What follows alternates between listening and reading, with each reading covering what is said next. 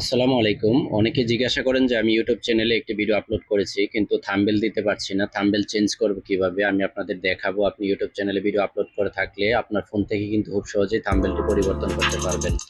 আমি যদি দেখাই, আপনি আপনার চ্যানেলে প্রথমে প্রবেশ করবেন। প্রথমে প্রবেশ করার পর আপনি যে চ্যানেলে ভিডিওগুলো আপলোড করেছেন সেখানে আপনি প্রবেশ করবেন।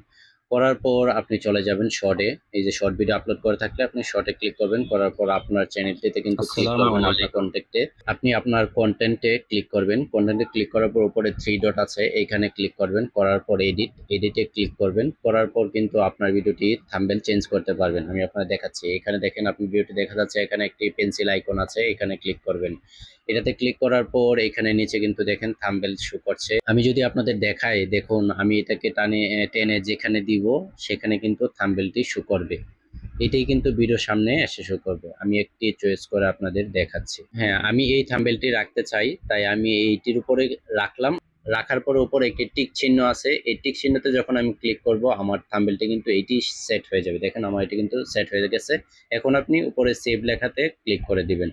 সেভ লেখাতে ক্লিক করার পর আপনার থাম্বনেল কিন্তু রেডি হয়ে গেল। আমার এই ভিডিওটি ভালো লাগলে অবশ্যই একটি লাইক, কমেন্টস, শেয়ার করবেন।